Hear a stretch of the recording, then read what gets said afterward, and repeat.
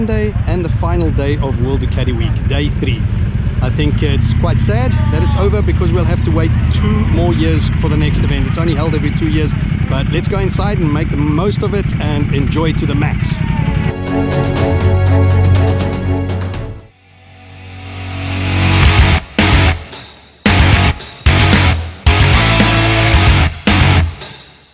Today we went into the tech tent, and here you have some exhibitors like Nolan and X-Slide celebrating 50 years. They sponsor Ducati riders with helmets. Casey Stoner on top, Chaz Davies next, all the way down to Carlos Checa. And here you'll see Chaz Davies' helmet is actually a fallen helmet, and they take these back to do further development. Here we at the Dainese stand, and they manufacture the leathers for the Ducati riders. First one is Jack Miller's leathers. Next we have the Mooney VR46 Racers leathers. Those are Marco Bezzecchi and Luca Marini's leathers.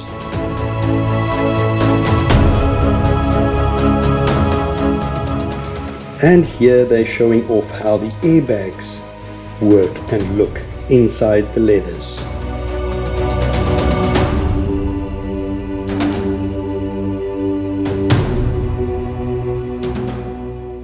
This is a motor, a V4 motor Ducati, and they have a program where volunteers can come up and disassemble and reassemble a motor. It's part training, part time trial to see how it goes.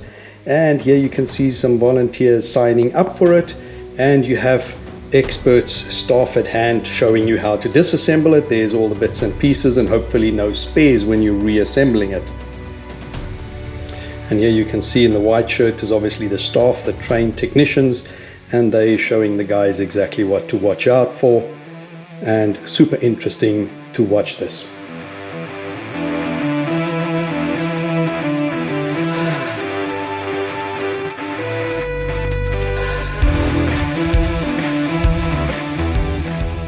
Here we went back to the gaming tent just to see the action, and the guys are going at it as if they are superstars.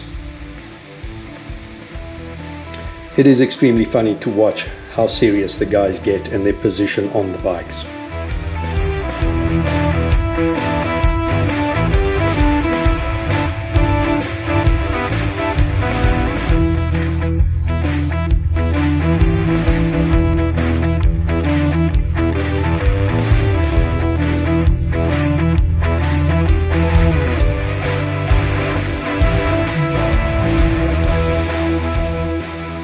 Now for the guys that had their bikes there and did actual track sessions, or else the late night burnouts in Rimini, Pirelli was at hand to replace tires. Okay, this was lunch break where they were taking a bit of a rest, but they were very busy, and here you can see the tires they'd taken off the bikes, and you can definitely see some Rimini burnouts from Saturday and Friday evenings. Here's some partnerships, Audi with their electronic e-vehicles and Ducati using that technology to develop a Ducati Moto e-bike.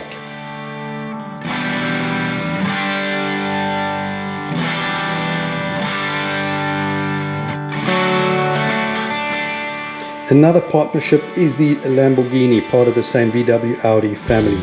Here you have the Lamborghini Cyan, 350 kilometers per hour top speed, 602 kilowatts, 6.5 liter V12. And in partnership, here they have a Ducati Diavel Lamborghini, 630 only produced. Here on the way to the Lenovo MotoGP pits, we bumped into Jack Miller, and that's the cool thing with these MotoGP riders. They're not like prima donnas of Formula One. They stop anywhere and just sign casually for you. Then we had a look at the MotoGP bikes close up and went back to the Dainese exhibit where Jack Miller was doing an autograph session for fans.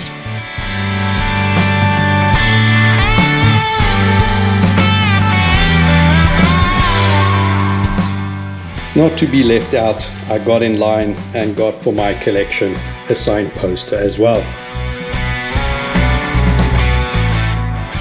Next up, we entered the Multistrada Tent. And this is the Multistrada Dynasty.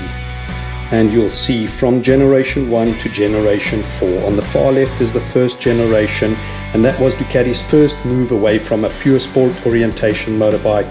This was a Pieter Blanche design breakthrough bike from 2003 to 2009, generation 1. Then came the red one, generation 2, the Multistrada 1200, from 2010 to 2016.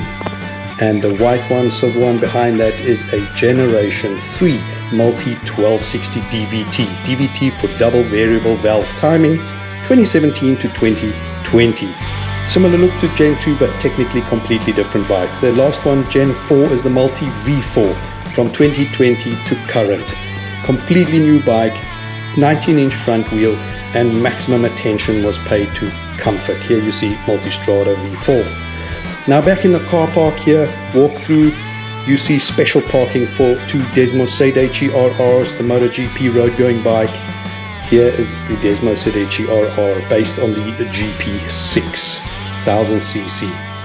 And in the middle you have the Superleggera, very limited, only 500. Superleggera is Italian for super light. Next, a Sport 1000 from the mid-2000s.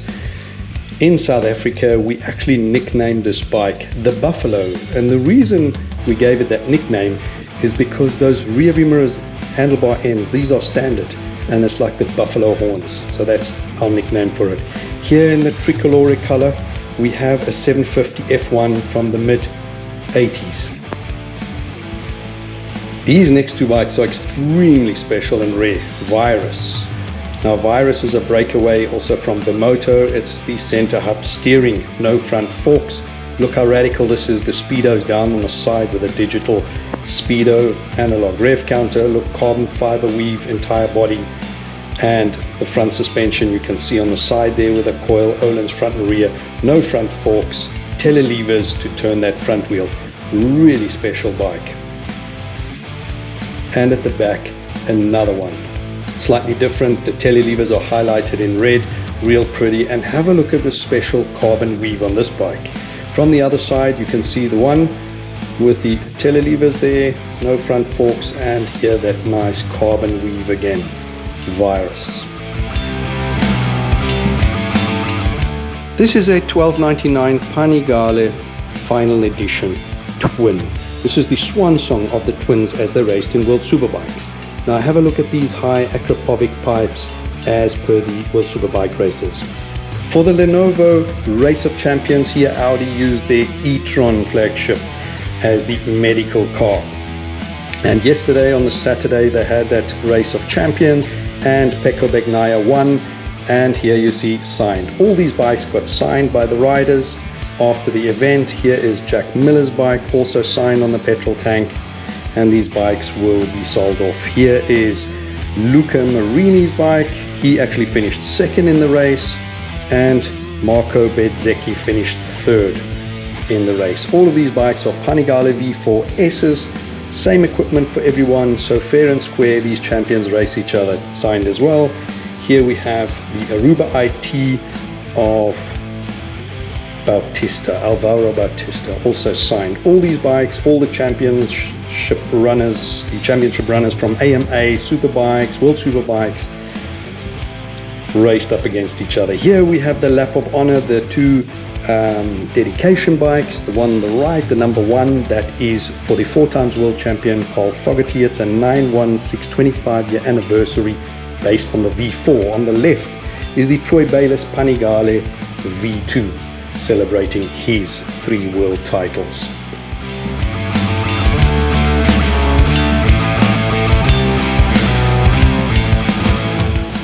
Again, walking through the car park, I had to share a few custom jobs. Here is a Street Fighter with an absolutely beautiful paint job. This is a metallic blue with the gold accents, just a lot of carbon.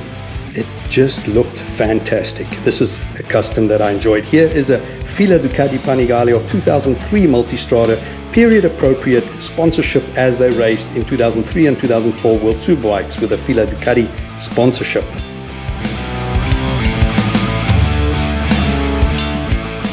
And here is an 851 from 88 to 90 in the 600 TT colors, red and yellow. Also a nice custom job, looks great, and you can see full carbon body. Here's something true Italian. It's a very early monster, as you can see on the Gachiva font used on the Ducati lettering on the petrol tank, and it has a sidecar. Now the sidecar looks like it's for a wheelchair bound person, but a cool Italian chariot. As you can see from the car park behind me here, it is the third and final day. It's come to the end of this awesome event, World Ducati Week 2022. Yesterday this car park was full of Ducatis, of all models, all colors, right through the ages from the 50s all the way through to the latest model. The Desert X was in this car park. It's emptying out. Sadly the event is over now and we'll have to wait 2 more years. It's held every 2 years right here in Misano at the racetrack. Hopefully we can come back World Ducati Week 2024. I hope you enjoyed these 3 days with me. If you enjoyed them, please give me a like and a thumbs up, and if you don't mind, hit that subscribe button to help me build this channel.